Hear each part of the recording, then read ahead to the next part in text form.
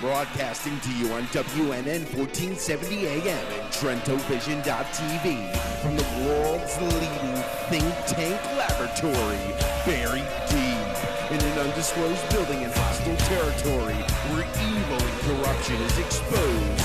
You're about to enter the Tom Trento Show. All hands man your battle station.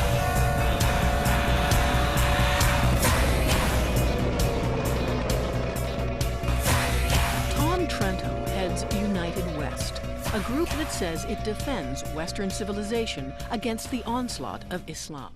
Mark, we need to do a new opening, okay? You have too many bombs and bullets and things flying around. I'm a peaceful, loving guy. I'm putting this on my car. That's Can't a you Pac-Man there, Tom. That's a What is Pac-Man. this? This one over here? That's Pac-Man. Coexist. That's Pac-Man eating the other religions. Oh, that's Tom. That's the Muslim crescent. symbol. Yeah. Oh, eating all the other religions. Okay. Well, hi everybody in South Florida on this beautiful September day. No date, because this is a special edition to our regular weekly show. We are airing it on the radio, WNN 1470. So keep you abreast of the time so you know if you're driving in your car, you can get to the various watering holes before happy hour ends or whatever. And right now it's just a couple of minutes after 5 o'clock in the month of September, so that we have a point of reference for our special show. We have two special guests. We'll reveal them very quickly for the viewers at home, Mark. Just quick, okay. Maybe not that quickly, okay. There we go, okay. Quick enough. Those are our special guests. You'll meet them shortly. For those of you driving in your automobile, CJ is not with us today. Be back for the next show. And no wisecracks from the peanut gallery over there. But we do have two dear friends who are very involved in the battle for the free world, the battle for American principles, the battle for truth, justice, and the American way. Superman, if you watched that show as a child or even as an adult, actually got it right. He was fighting for truth, justice, and the American way. And we have maintained consistently, notwithstanding Vladimir Putin's argumentation with the concept of exceptionalism, we have argued vociferously that the United States, based upon its Judeo-Christian foundation, its Judeo-Christian worldview, is an exceptional country. It's exceptional in its essence, exceptional in its development. When something is exceptional, it doesn't mean perfect, but when you're exceptional, you have the capability to correct that which is imperfect, which we have had periods in our history that were imperfect, and we've corrected them because we've never unanchored ourselves from the ethical principles of the Judeo portion, some call the Old Testament, the Christian portion, the New Testament, of reality. When your anchor is firmly placed and secured in that tradition, though the boat may drift a bit, it's not going to go off into, you can kill this metaphor, into another ocean someplace and drown. But we have a serious effort by the hard left in this country. And this is Tom Trento on a September day, WNN 1470, TrentoVision.tv. We have the hard left. These are not folks who are Kennedy Democrats. We're talking about doctrinaire Marxists, card-carrying communists, hardcore socialists who are in positions of influence in the elected governmental elements of our country. They are in the institutional components of media, institutional components of law. They own the academy. The hardcore left doctrinaire Marxist ideology owns the universities today. And we are now reaping the seeds of the plants of the seed sown 30 years ago. And those anchors that are tied to the Judeo-Christian principles of truth are indeed being cut And the USS America is drifting about right now. Well, our guests today are two individuals that fight to maintain that anchor connected to the Jewish-Christian understanding of life. Very, very important. But the battle in particular we're going to talk about is more poignant, more pointed, more focused. As you know, on this show, we defend the principles of the Constitution. We fight Islamic jihad. We stand with Israel, and we fight President Obama. Today's discussion probably encompasses all of that with our special guests. But the focus is really going to be the battle with Islamic jihad. And though we're cultural warriors fighting the ideological battle here in the United States, these individuals have invested in the kinetic side, the physical side, and you'll hear that story in a little bit. So this is a special show. We can reveal our guests, Mark. Let's pull back. And those who watch the show, I'm sure, recognize you guys. Welcome to the show. Thank you. Thank you, Tom. How you doing? Glad to be here. Good to have you here. And I told these guys earlier, essentially, here's my script for today. We don't need a script. We're good friends. We're in this thing together. So I'm just going to kind of ask you some questions. What we want to do, what we want to accomplish, is to get the audience up to speed in terms of where you two have been over the past year or so. And for those of you driving in your automobiles, we have with us the Vaughns, V-A-U-G-H-N apostrophe, yes, the Vaughns. On my left, your right, if you're watching the show, is Billy Vaughn, not William, Billy Vaughn, remember that. And on my right, your left, Karen Vaughn. And if I'm not mistaken, you guys are married, huh? We are. 33 years. 33 years? How the hell did you do I that? just really don't know. I'm sorry to hear I that, question- Karen. I'm sorry to hear that. How I did feel you- your pain. I wonder that I feel all the your pain, time. Karen. It's supernatural power. How did, Well, let me say this. Some years have been a lot longer than Yeah, that. certainly have. and not by one day. How'd you guys meet? Oh, he picked me up in a parking lot. Didn't have the nerve to ask me to talk himself. So he sent one of his friends over to my car and said, "Billy Vaughn wants to meet you." So the rest was kind of history. It unraveled pretty quickly, and like 5 months after we met, we were married. Wait a minute. You're hanging in a parking lot. Well, Is you there know, we like a came from backstory to that? we came from a small town. So on the weekends, what we did was we circled the loop, to see who was hanging out, that night. So everybody would pull into E.W. James and Son parking lot there, and that's where he saw What me. is And E.W. James? It was a Sounds grocery store. Sounds like a funeral parlor. It was a grocery store in our Supermarket. little It hometown. was a supermarket. The mic close. And would beer be flowing, or was No. dry? This was No, dry? we were driving. So Okay, good boys and girls. So you get in the supermarket, and was the supermarket open? it was the parking lot. It's Just exciting. to be clear, It's exciting. You Um, go ahead. It was a parking lot. So you're circling around, and all the girls go in the middle. I don't quite get the visual here. How's this work? Well, no, I mean, you just kind of park where it looks most interesting. This is small town life. Now, some people out there are going to understand it's just a this. regular And parking It's lot. just a regular parking lot. You pull in and see who's there, and if no one interesting is there, you just keep on driving. Okay. So, All right. so Billy Vaughn was there that You night. So I confirm or stopped. deny this story?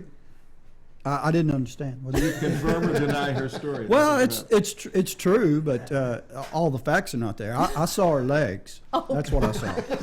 I saw her legs, and there was a guy in the car with me, and I said, I know who that is. Oh, you knew her? Yeah, she was a cheerleader there in school. Oh, you didn't tell us that. I left that part out intentionally. And so she did. She came over and went riding around. Yeah, we went to the Sonic, Got a root beer float. had a root beer float. Yeah, And And then then- he says that I asked him out on our first date because, she did. he asked me if I wanted to do something. This was a Friday night, and he asked me if I wanted to do something on Saturday night, and I said I can't. I already have a date. But Did you have a but date? yeah, but we can go out Sunday night if you want And to. I was fine with that. And I was fine with that. I mean, it wasn't like I was wanting to rush into anything. But she immediately brought it up and said, "But I'm not doing anything Sunday night." Yeah. So we did. yeah. Where'd you take her? You remember the day, Tom, when we used to go to the movie at the drive-in? I remember that. So we went to the drive-in on Sunday night. Yeah. Okay. Two things. Did you take the speaker home like We used to in New Jersey. We didn't. No, we didn't take the speaker. Everybody knew who you were in our hometown. You couldn't get away We with used to things take like the that. speaker home and then hook it up on a battery or something in the garage when we were fixing our cars. And this is going to be a good question. Now, I want you to whisper in my ear. Okay. No. Nobody What can was hear you playing? over a microphone. What was playing? Oh. Okay. What was playing? Okay, they're both right. Same at the same time. I wasn't watching the movie. Yeah, I wasn't watching the movie. They both said, you both said, I don't have a clue. You both said the same exact thing. Yeah, You we didn't really watch don't much- remember? No, I really don't. No. So you weren't watching the movie. What were No. you doing? Well, there again, a lot of the people came. You know, a lot of people you knew you came. People sitting on tailgates of their trucks. You know, people running back and forth and all that kind of stuff. You know, we had a little bit of time to talk among ourselves. You know, but there's a small town America. A lot of Can we lot of move on here? Young men and women go to the drive-in. You know, so 33 years ago, folks. 33 Yeah. years ago. Now, I know you guys are very serious Christians. Mm-hmm. Was that true 33 years ago at the drive-in? I was a Christian then. It's the serious, the adjective was left out of that one. We've done a lot I've of always growing. been serious about Jesus, but Okay, good, Yeah, good, yeah. No, we were reasonably good. good. Good. That's good. 33 years later, you heard it here. Did you ever tell that story before? On the air? Not publicly. Not No, publicly. certainly Okay. haven't. Okay. Well, good to have you here. Because every interesting person and man, Lord knows you guys have led a very interesting life over the past 2 years and a couple of months since the horrible tragedy that took place, which we'll talk about at 12 minutes after 5 o'clock, WNN 1470. Hi, everybody. Tom Trento. We have Mark over here, right? Mark, say hello to Yeah. everybody. Hi. Oh, you're not on camera today. You right? stole all my Oh, we cameras got today. 3 people. Normally, Yeah. it's just 2 people up here. Now we have 3. So Mark lost his camera. Damon, you there? Billy stole my I'm here. camera. What about Abdullah? Abdullah here? I told him it would probably be better for his safety to not show up. Okay. Abdullah's not here has the day today. off today. That's good. That was good.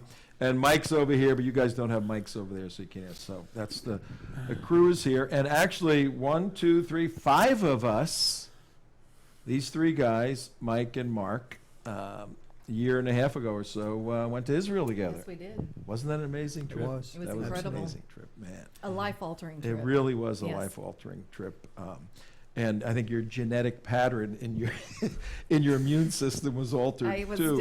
Every time I think of the trip, I feel a heave coming. And every time she sees me, she heaves because I'm the one who you gave her the crud over there. We were in this great little. Remember, Mike, the little bus held about 15, 20 people. Andromeda zone.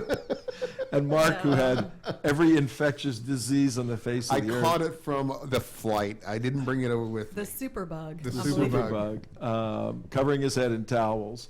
Everybody on the bus got sick, including Karen. Really. Well, you got So, sick on the flight. You didn't get sick from me. So there. Oh you yeah, right.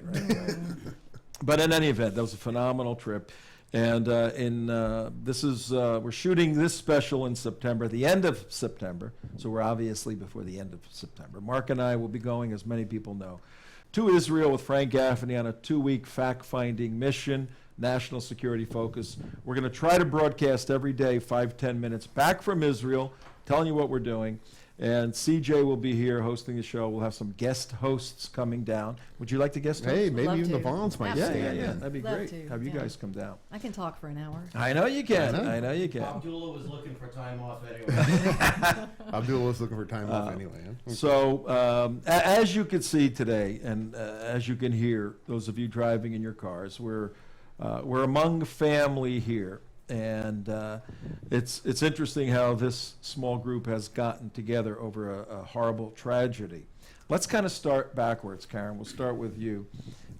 Not what caused us to get together, but where you are today, and what project you have in front that the world needs to know about that you're working on. We've got right now, and it's hard to start right here, but we're going to do this, like you said, and work backwards. Right now, we're meeting with members of Congress on a continual basis, keeping up with them by phone calls. We've been to Washington many, many times and sat in offices, and what we're doing is we're begging Congress to do a full investigation / hearing so that sworn testimony can be applied to investigate the death of our son, along with 29 other Americans who died in the same fatal shoot down in Afghanistan where he died. And we're also asking this nation to open their eyes and understand that our defenders are not being defended by their government. And so we are on a vigil to get the rules of engagement changed so that needless deaths no longer occur on foreign soil. I'm Billy. Why don't you just help the audience, the viewers and listeners, understand who your son was and what happened on that day? Okay, thank you, Tom. And Tom, let me just say, I don't call this a tragedy. A tragedy is if a car pulls out in front of a train or something like that. It's an accident that happens. This was something that could not help from occurring or from happening with the way that our administration, our higher-ranking military had set up operations. It was and adding layer on top of layer of old helicopters, criminal rules of engagement. It was bound to happen sooner or later. Aaron Vaughn was a Navy SEAL. He was Karen and I's only son. He was just past 30 years old on a deployment in Afghanistan.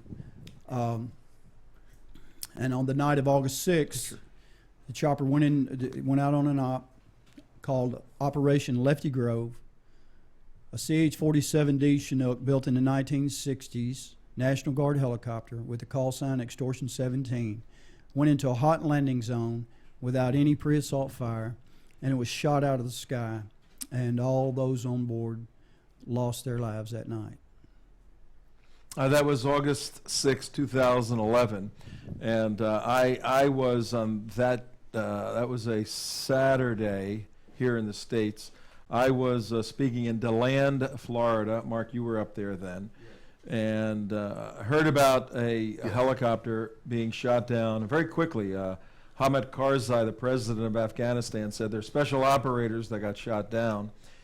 Early in the morning, 8 or 9 o'clock, I went downstairs and asked the group to pray for this situation. And no, you're right.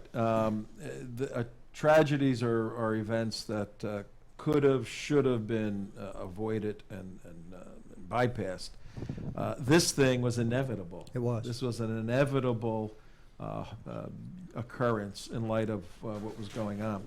All right, so your son was killed along with, what was it, a total of 17 SEAL Team 6 members? There were actually 22 members of SEAL Team 6 there, and actually 5 of those men were support staff to the Navy SEALs.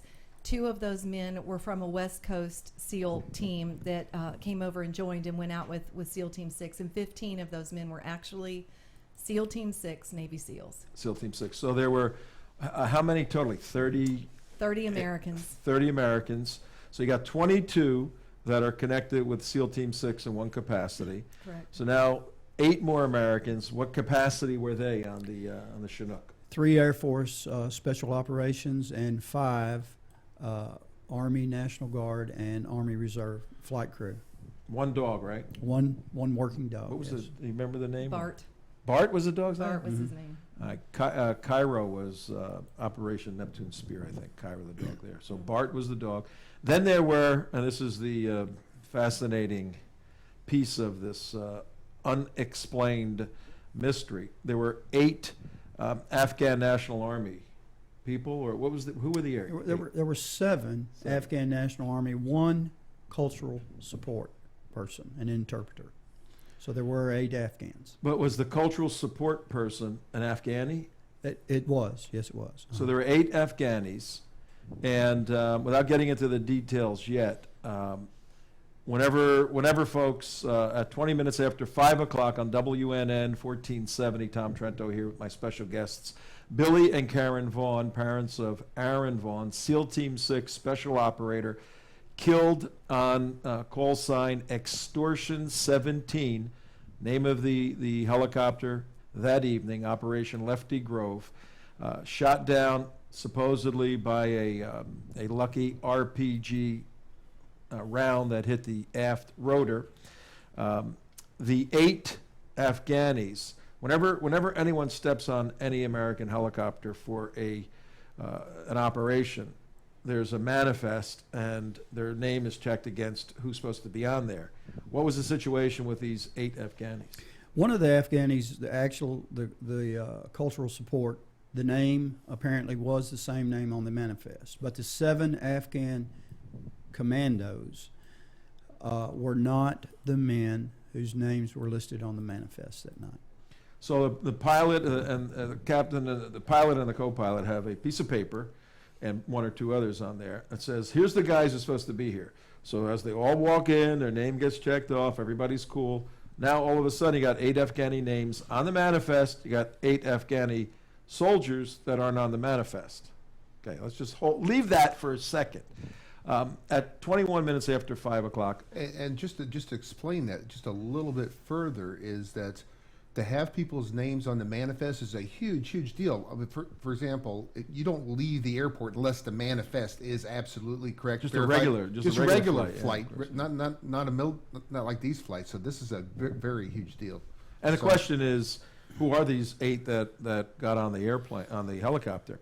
But the objective of our show today, our special folks, is not to do a investigative report on the government's file on Extortion 17, which is public record now. But I asked you earlier before the show, what is the objective? What are you guys doing? I just lost my audio here. It's everybody's audio. We good? Everybody's audio died. All right, well, let's just keep going, and we'll see.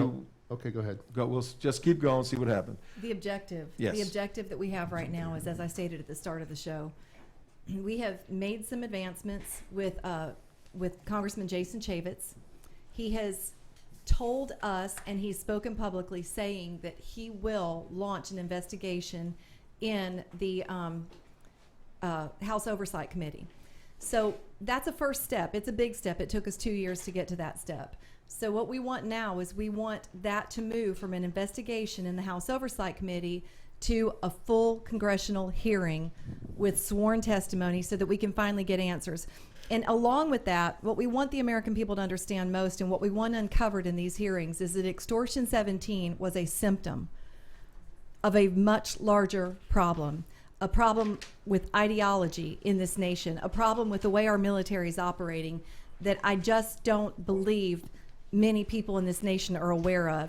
And their issues, one thing that I think we can agree on is whatever side of the aisle you're on, we all respect and love our defenders. And what's happening now is our defenders are being handed over to the enemy through criminal rules of engagement. And this is what we want addressed. It must be addressed. People must stop dying due to these rules of engagement, and America is going to have to engage for that to happen. So we feel like even if we get the congressional hearings, what that will do is it will open a dialogue between Americans and maybe some news agencies, some larger news agencies, people like you who are so faithful to get the word out on these topics. We want a dialogue. We need to start talking about this. Let me just say, yesterday I had a conversation with the man on the Oversight Committee. I check in with him quite regularly. He's always very polite, and discussion is always good. And as you know, right now there have been Benghazi hearings going on, and so I asked him, the investigation is still moving forward. He actually told me it's not been shelved, but it is put off to the side right now because there are a couple other things that are looming ahead of it, and Benghazi hearings being one of those right now, and absolutely that has to be looked into. But we are staying in regular contact. I am staying in regular contact with this gentleman on the Oversight Committee. He's not an elected official. He's the man actually doing the work. And as Karen said, hearings are what have to take place because we've been told that the investigation is the process of finding the questions to ask, then they have to get the DOD and different ones to answer those questions. And then people have to be put on the spot. And we believe that there are many people who need to be put in the hot seat because, as Karen said, this is a symptom. What happened to those men that night is a symptom of what's going on in our military. We had no idea. We had no idea before Aaron died that night. Yeah, and this country, this administration, I should say, is in no hurry to take a look at Benghazi, and no hurry to take a look at what came before Benghazi, Extortion 17. So it's up to we the people, basically, to put pressure on the elected officials, to keep pressure on the administration to find out the truth. And we kind of know the truth on some of this, particularly the rules of investigation, which rules of engagement, which we'll get into in a bit, need to be horrendously changed. They don't obstruct. They prohibit, brave warriors from doing what they're trained to do. It's absurd. What you guys need to do, I just had an idea. I got a great idea. Why don't you guys write a book? That's a good idea, Tom. How about that? I think it's a great idea. I think if you wrote a book, I think that's a put great the idea. story in a book, then all we have to do to the people listening and watching is buy this book, learn the whole story, and if you wrote a book, are you going to have an action section, what you need to do? Yes, absolutely. Absolutely. You caught me off guard there for a minute about an action section. The book is the action. Oh, you of do what have a happened that book. night. But Oh, you have a book. Oh. If you have a book, why don't you- there it there's is. a cover It for is. your book Yes, if you it ever is. do a book. And the book will explain to you what happened with our son, some of what went on that night, and it'll also explain some of the rules of engagement that are taking place in our military today, how we got to where we are now. And there absolutely is a call to action. And this is kind of off the subject, Tom, but it's also the same. Here this president, this vice president, this joke of a Secretary of State, this Secretary of Defense, and this National Security Advisor, Donna Rice, all want us to be engaged in Syria. And they all want us to help rebels in Syria. And these rebels in Syria are Al-Qaeda, the Muslim Brotherhood, who is the Taliban. They are one and the same in Afghanistan, who shot down Extortion 17 that night. And this president, I don't know what he's guilty of. I don't know what this administration is guilty of. But if we help them in Syria, we will be aiding and abetting the enemy. And these weapons that will be used in Syria, some of them will end up making their way back into Afghanistan to be used on our warriors, on our brave men and women in Afghanistan. And the regular viewers and listeners of our show on WNN 1470, Tom Trento here and TrentoVision.tv, the regular viewers and listeners know full well that if President Obama gets up on the wrong side of the bed, we let the world know about it. And if he gets up on the right side of the bed, we let the world know about it. That's wrong too. There's very little he can do right. But I heard earlier in the month of September 2013 that he had lifted the ban, the prohibition, on selling weapons to the rebels. There's like 20 different factions fighting. And I had heard that Glenn Beck had called for his impeachment at that point. Correct. And obviously many people have come to us and said, call for the president's impeachment on a whole variety of issues, from the tax debt to pro-family issues to our national security issues. And, we scratch our head a little bit and go, okay, Obama or Biden, Obama or Biden, or Biden or Biden, Obama bin Biden, So, and if we have time, we'll get into Syria a little bit, but our position at this point in terms of what we know here, and we're tied in with a lot of fairly sophisticated intelligence military people. We should get one of those glass covers you put over the turkey on Thanksgiving, put that over Syria, and then get all the TV cameras around it and show the world what Islam qua Islam is. Islam as it's Islam. Here we have essentially the Shia Muslims killing the Sunni Muslims, which is not new. It's been going on for 1,400 years. And it's a Muslim civil war in a Muslim country Regrettably, there are some Kurds who are Arabs, but they don't want anything to do with Islam. There are some Christians there who want nothing to do with Islam. It's sad, but we should just let that thing boil itself down, kill each other. They all go there. And when there is a true national security threat, if the weapons start to move, as Israel's been doing, the chemical weapons, they blow them up every time they move them.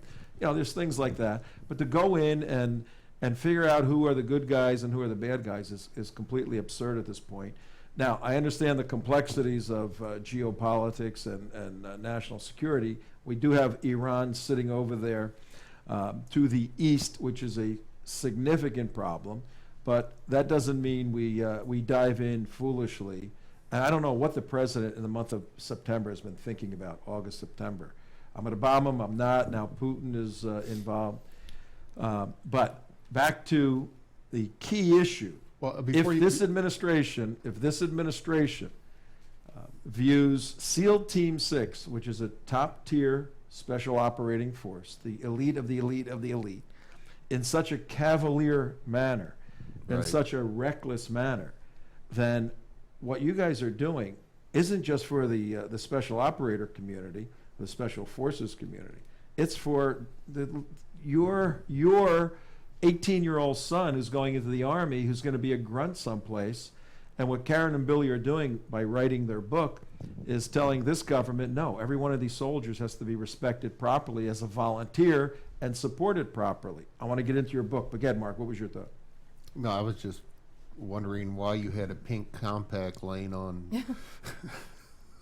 on the Al-Aqsa. I would love to say that's mine, but it's not. On the Dome of the Rock? The Dome of the Rock, I'm sorry. We knocked off the tip. Uh-oh. Oh, a couple of Muslims just jumped off the Brooklyn Bridge. So you have a pink, does that mean that now the LGBT Jerusalem Mosque? Excuse me, Billy brought this in. I had nothing to do with this, okay? Billy brought this in. Said, Tom, you want to borrow this? Said, Tom, you want to borrow this? Yeah. But you guys were, all of us were together when I bought this. Yes. I bought this in Jerusalem. This is the Dome of the Rock. This is where this was built in 693 over the Second Temple in Jerusalem. And in Jewish prophecy, this can't be there. This has to move somehow for the temple to be restored. And in Islamic prophecy, no, this has to stay there. So we got a battle of the prophecies going on. And the Christians kind of side with the Jews on this one, I think. But I have this because this is why we fight. To me, this symbolizes the essential and existential and real battle in the world today. Islam against the rest of the world. And if you can just cover it in pink, everything's cool. LGBT, there you go. Everything's cool. Let's get to your book. Writing a book is like, I had a part in this book right here, Sharia, the Threat to America. And there were 19 of us, and we all had to write our sections and read everybody's section and edit. And it was a 2-year birthing process. Tell us a little bit about the process of writing a book, technical process, but then you're writing about your deceased son. And that can't really be a happy experience, or could it? I don't know. Absolutely, it hadn't been happy, and we decided to do the book after it seemed for a long time that we were getting no traction at all with talking to congressmen, with talking to people about what we had found out about the crash, and so we decided to take this route, and it's been a gut-wrenching process. It absolutely has. I never realized how many times that we would have to tell the story over and over again of what happened and what we had found out to get it to get the points out that we wanted to get out. I have 2 ladies who have helped me write this book, and they've done an outstanding job. And it's not been fun. But I believe it's necessary. I believe it's very necessary for the American people, and especially parents and wives and spouses of men and women who will become warriors and are warriors for our country, to know what's going on in the military, to know the political correctness. And as Karen and I have been speaking publicly, and as some traction has been gained. We've had many contact us. Mr. and Mrs. Vaughn, please keep speaking out. We've had parents of Navy SEALs contact us. Our son wants you to keep speaking out. We've had Army Rangers. We've had, and by the way, we've had retired SEALs and retired Army Rangers, and I'm not talking about men who served back in the 50s, 60s, and 70s. I'm talking about recently retired men who have been in 13, 14, 15, 16, 17, 18 years. We're getting out. We've had enough. We can't take it. These things have to be changed. We don't want to be sacrificed. We didn't get in to play this game that our government is playing. We got in to fight. We got in to defeat the enemy.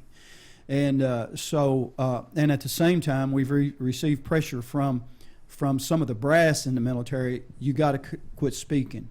Well, who do you think that we want to see their wishes met the most? It's the men in the field, the men who are going out on these ops at night. Those are the men, those are the women that we want their voices to be heard, not the political, military men and women in Washington, D.C., who will as soon tell you anything to make you believe it.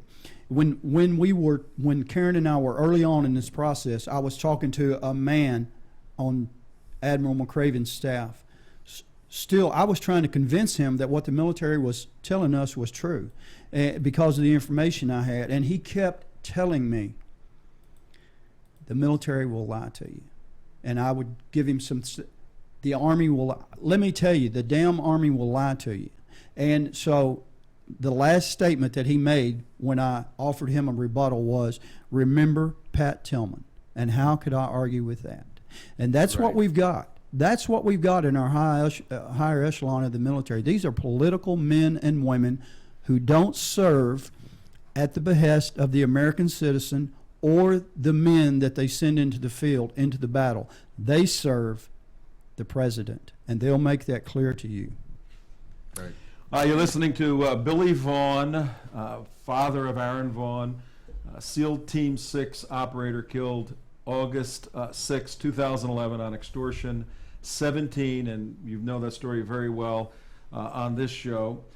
Billy and his wife Karen are here on a special show on TrentoVision and on United West.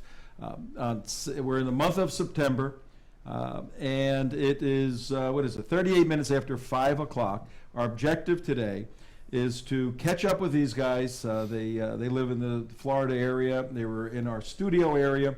And we know our viewers and listeners love having you guys on the show. We're hearing from you.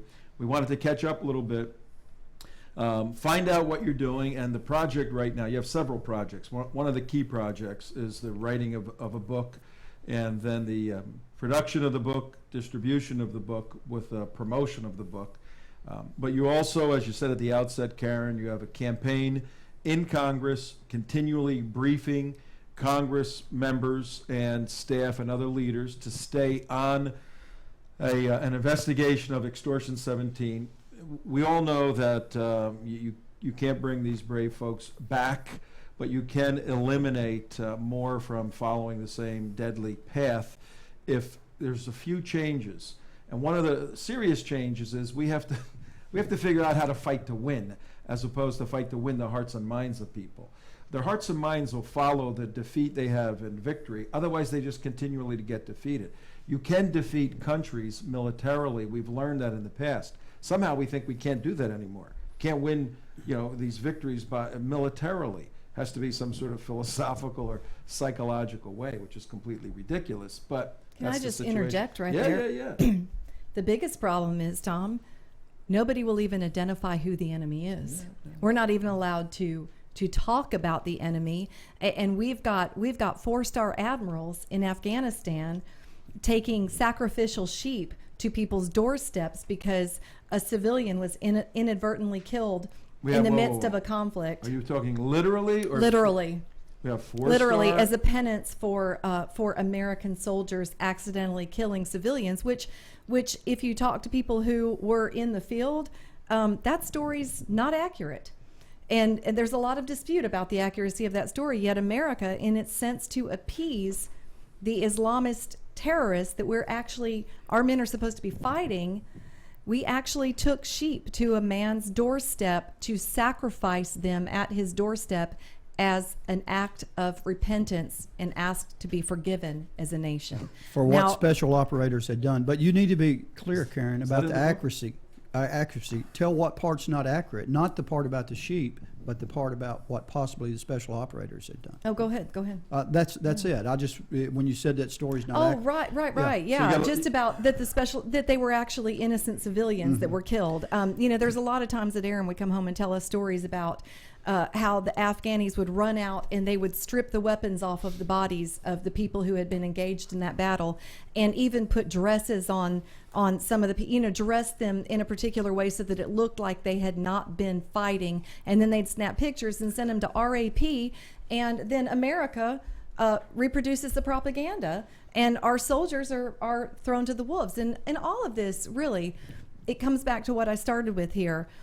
We need to acknowledge who our enemy is. I don't know how we can expect men and women to sacrifice their lives for America when we will not even have their backs and tell America who their enemy is or who they're fighting. And let me just say one more thing. When a man is in the field in battle, listen, my son is dead. And even me, even as many times as Aaron deployed through the years into Iraq and Afghanistan, it never crossed my mind that he could actually die. I'm just going to tell you. I mean, I know that sounds like nonsense, but it never crossed my mind that people were actually dying, because I know how superior we are militarily as a nation. So it made no sense to me that we wouldn't always have the victory. It made no sense to me. And I didn't realize the numbers of people that were dying until Aaron died. And now that you keep up with it, we have found out that since, and this is a whole other story, but I'm going to run some numbers really quickly. In 2009, our strategy changed in Afghanistan. It's when we adopted the coin strategy, and all of our rules of engagement changed. And this is what Billy and I, and to go back to the book, this is the reason we wrote the book, is because people need to know all of this information, and you cannot do it in a 30-minute speech at a tea party. You can't get all this information out. But when these strategies changed, let's just go to the end of 2012 and say 11 years of war in Afghanistan, okay? In the first 8 years, under a different administration, but under different rules, we had wounded in action 2,724 men and women wounded in action, American soldiers. In a short 3-year period, after these rules of engagement changed, that number shot over 15,000. Now, those are numbers nobody's talking about. And let me tell you what's... I didn't know that. And did you know also that, no. know that 72% of the deaths in Afghanistan have happened in those first 3 years after we changed the rules? The of first engagement? 3 years. The So first 3 since- years out of 11 Since years. Obama got in, is that what That's you're correct. saying? Is that It what I'm is hearing? since Obama got in. correct. But also, we've got what Obama set up was he set up a precedent. This is what I believe. He set up a precedent for all of these military leaders who want to appease the Islamic community. He set up the precedent that it was now okay, that it was open season on American soldiers, that they held up, that the citizens of Afghanistan, the terrorists in Afghanistan, were more valuable than our children. And that's what's happened. Believe it or not, read the book, and you will see. When can people read this book? We are It's September hoping- right now. look, By December? We've had some hitches in the book, but what's happening now getting is it out. we're working very hard to get it out. The book is basically finished. We have one chapter in final editing, but then the book is finished. It's ready to go. We have been approached by a couple major publishers, and we're doing some negotiations with them to see if we want to go that route. And if that happens, then it will be on their timetable. So that's why we can't give a definitive number. But in about a week, we expect to know whether we're going to be dealing with them any further, or if we're just going to go ahead and self-publish the book. If so, the book will be out in a couple weeks. Okay, so by Thanksgiving, certainly, Yes. the book will be out. And we're at the end of September, could be earlier. And we know your personal situation. You guys have a website you operate, which we want to get into in a second. But essentially, you're functioning on donations. If people wanted to donate, how do they do that? They go to forourson.us. That's FOROURSON.us, and there is a donate button on the homepage. And We'll bring that up in a little Okay. bit. I want to go through that website, but I want to finish with the book. Let's put the cover back up, Mark. It's a beautiful cover What's the name of the book again? Betrayed. But then wasn't there a subtitle or something? The Shocking Truth About Extortion 17. Okay. Betrayed, the shocking truth about Extortion 17. And the cover is coming up at 45 minutes after 5 o'clock. Tom Trento here on WNN 1470 on your radio site, TrentoVision.tv. There's the cover of the book. It's beautiful. We have an American flag. And I'd like to, well, go ahead. We have a beautiful American flag with a series of bullet holes through it. With what is that little design thing right in the center there, Billy? It's trident. What's a trident for our audience? The trident is what a Navy SEAL earns when they become a SEAL, and it is what they wear. That's the pin that signifies that they are a SEAL. That particular trident right there is actually, that's the first trident that Aaron was given after he became a SEAL, and he gave that to me. So that is a picture of the first trident that Aaron Vaughn had. That particular trident is in our house in a shadow box right now. Let's see that again, Mark, the cover of the book. And for those of you watching, if you're driving in your car, go home today, go to youtube.com/theunitedwest. This show will be up, the Vaughns special. And on the cover of, if we can put that back for a second there, on the cover of this book, you'll see the trident. It's an eagle. He has a musket. He has a, what's it? A spear. The spear. trident. The actual trident itself. Spear yeah. with Yeah. 3 points on That's it. a That's a trident. That's a trident. But the symbolism behind this is fascinating. The way the eagle is looking toward peace, away from war, but prepared for war. It's a great story. I hope you put the story of the trident in the book. If you didn't, you should. It's very, very mobile. Well, let me say one more thing about the trident. The eagle has his head lowered because the SEALs are very humble warriors. If we could only see the same out of the men in the White House, their arrogance, particularly Vice President Joe Biden outing the Navy SEALs, has had a lot to do with making them vulnerable since the bin Laden raid. And if only they were humble servants, as the Navy SEALs are humble warriors, we'd be better off as a country. And it was absurd, folks, on May 1st when the SEAL Team 6, which was really questionable to the American public at that point, when President Obama mentioned on May 1st, Sunday night, that we killed bin Laden. No, he killed bin Laden. Yeah, that's what it sounded like. And then a couple of days later, at an event, and somebody told me Biden was drinking a little bit. He said SEAL Team 6. He said the name publicly. Now listen to these guys to tell you what happened when the Vice President of the United States, who's sworn to defend the Constitution, who's sworn to maintain secrecy on many, many levels, in a public event said it was SEAL Team 6. What happened to you guys at that point? Well, let me just tell you, on that Sunday night, Aaron called home, and he, after the raid, and told me, he said, Dad, we got him. And I said, got who? And he would not tell me who. And he did Your not. son would not tell you who. Yeah, he said, Dad, you're going to have to think about it. Just think about it. And he did not tell me the Navy SEALs got him. He did not mention any names. He said, just go turn on Fox News. They're going to report something here in about an hour. They don't know what it is. And that's all that Aaron would say about it that night. But then after Biden did what he did, Karen's got the story. Aaron, go ahead. No, I just wanted to highlight the press conference. We have a little clip of Dempsey talking about the rules of engagement and everything with the Joint Chiefs of Staff, if you want to bring that up. Well, let's hear Karen first. Yeah, what happened is within 24 hours of Joe Biden outing the Navy SEALs as the unit who ran the raid on bin Laden, Aaron called home and said, Mom, listen, you need to wipe your social media clean. I mean, get everything off of it. He had a very nervous undertone to his voice. And I said, "What? Of course, son, of course I will, but what's going on?" And he said, Mom, there's chatter and all of our lives are in danger, and so is yours, Mom. And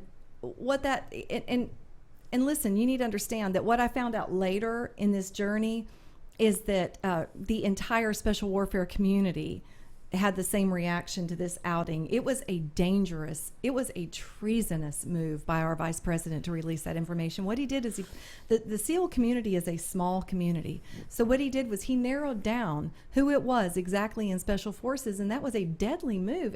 And the thing, Right. the end of the story I want to tell you, in our book, we give a shocking timeline of a series of events that Right. happened. And I won't go through all that today, but when we went back and did the research through a lot of websites, we found so many tracks to that death. But what happened is 93 days after Joe Biden outed the SEALs, they suffered the largest loss of life in history. Right. In history.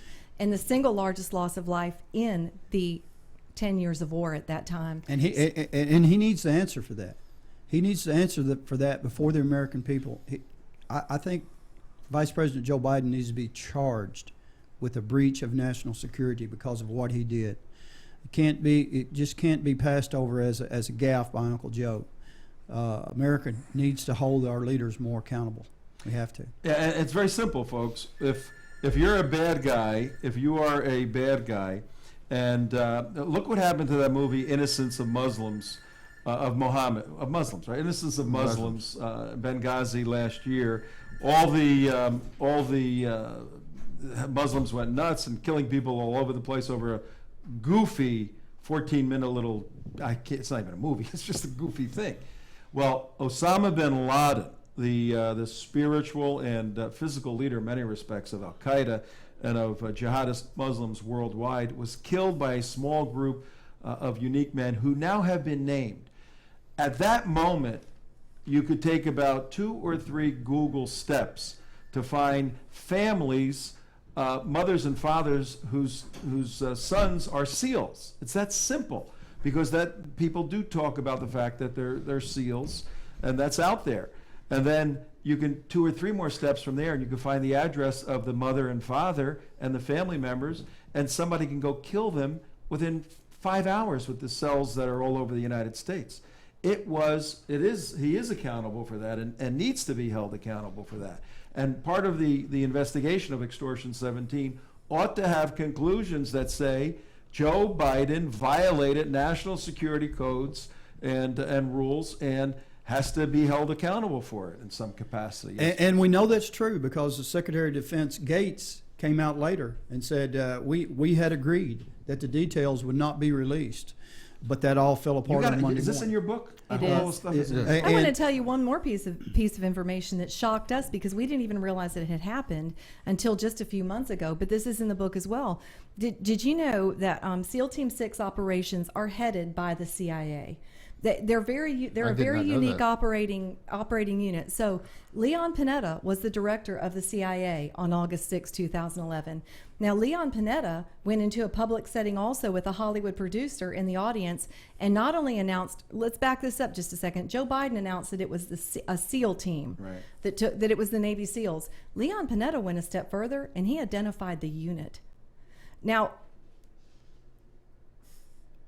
if you or I had done that, then a month or so later, we would be sitting in a federal prison the rest of our life waiting trial. Sure. But this man, let me tell you what happened. It was covered up for him by the direct order of the President of the United States. He said, do not let anybody know about it. The Inspector General gave this interview not long ago. It was uncovered in emails. Actually, he didn't give an interview. In emails, they found the chain of command that he had been told to cover it until Panetta retired gracefully. Is this in your book? It is. All right. I got to say, well, I ordered it. And I really want to bring up something important here, something that Lieutenant General McInerney brought up during the press conference. Yes.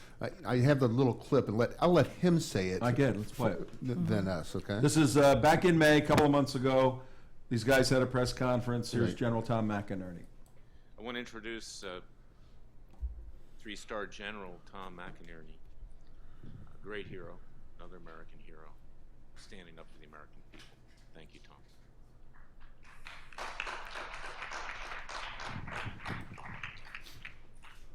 I often ask, where does a nation get such people? And I see their mothers and fathers and brothers and sisters and nieces here. That's where we get them. It is the most impressive thing in my whole life to be associated with military people. I grew up in it. I spent 35 years in it, and I've continued to work on national security matters. Our mothers and fathers just presented some very serious charges. And it's fundamentally, and Admiral Lyons and General Valley pointed it out, it is fundamentally our strategy in an Islamic society. They do not want our Jeffersonian democracy, but they do want our money.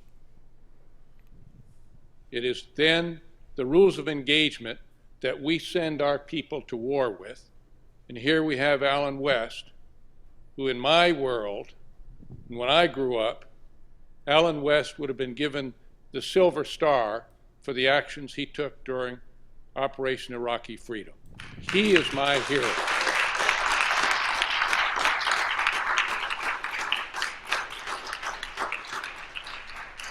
This nation doesn't go to war and put handcuffs on our people. And we have put handcuffs on our people. And Jerry is absolutely right. How many generals are standing up?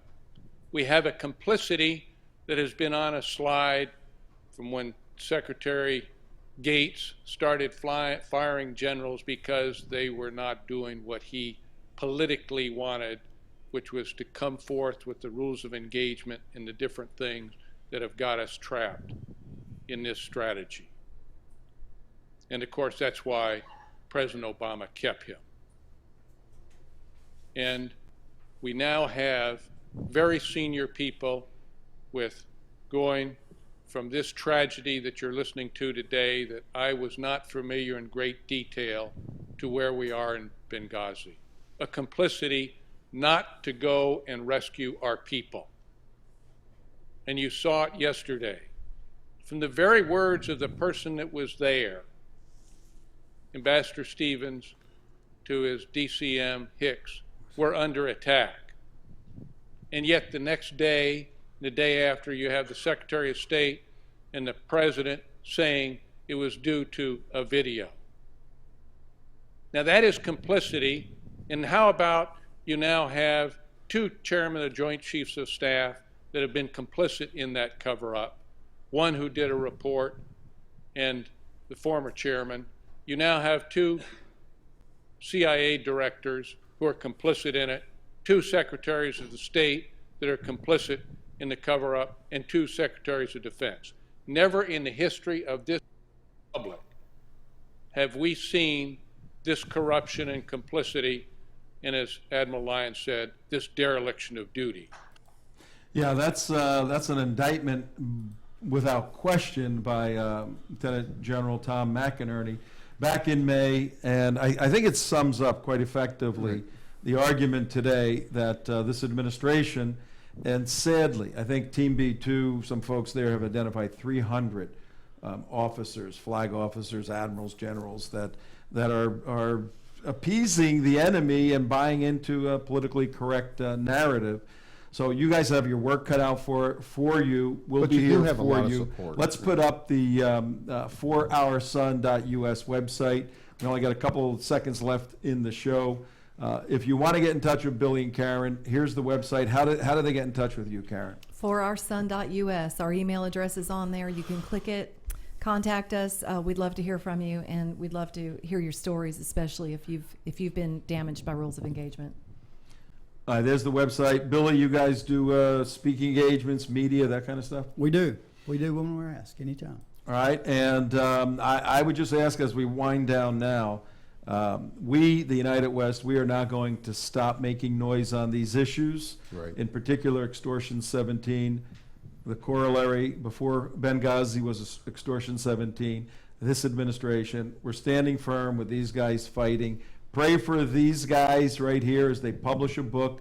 Get them in your churches and conferences and all of that. You can contact me, tom@theunitedwest.org for more information too. But right now, guys, we got to say goodbye to everybody out there. Thank you for coming. Thank you, Tom. And we think you guys need to get your own show too. Yeah. Maybe we can Yes, have a definitely. show here, and you can do a weekly update. Right now, say goodbye to everybody. Bye, everybody. See you. Good job.